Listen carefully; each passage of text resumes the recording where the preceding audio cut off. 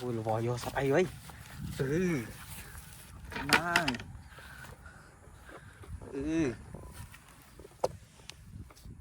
Kia mày ấy trắng chỗ là sạch ấy. Trời tung hô bán muối tiết mà lọc mà hay da mà nai đã cây tiết bằng nước kháng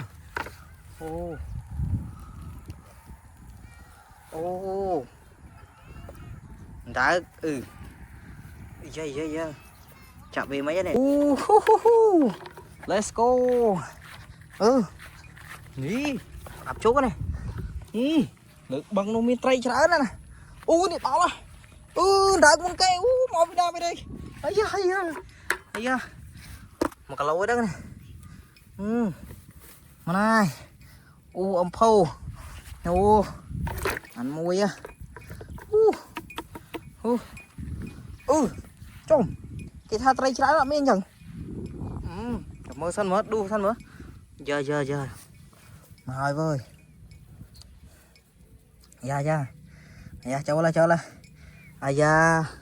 mình đã gánh đại thả tray thả tí nào mình tắc tí đâu mình tray ok tao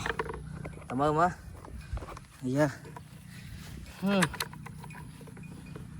ui tả rồi tray đi đấy bàn tray đi ra như này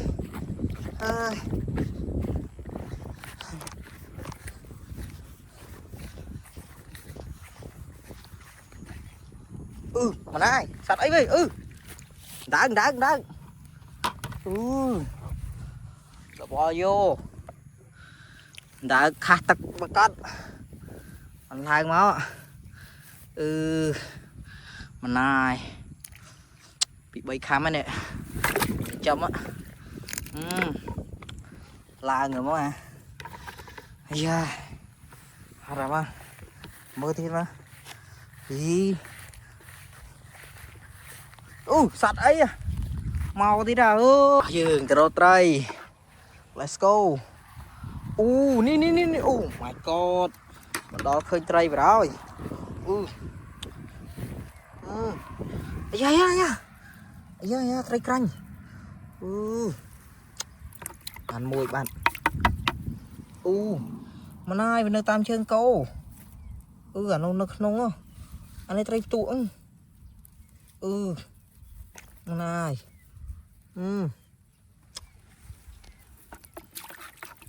anh ấy được không đấy bạ vô rồi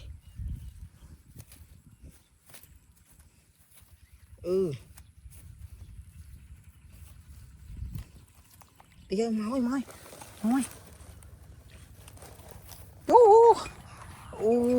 ngày này không ăn trai chả nè đã ta cái chả nó mà ban đại con kê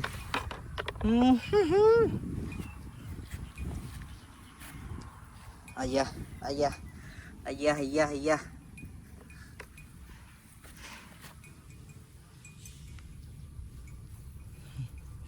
rồi đợi tụi người này ai da ui bàn mùi vậy ai da lung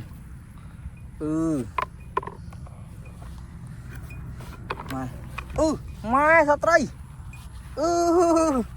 tray ra mày ai da đợi của ăn mùi rút nam ơi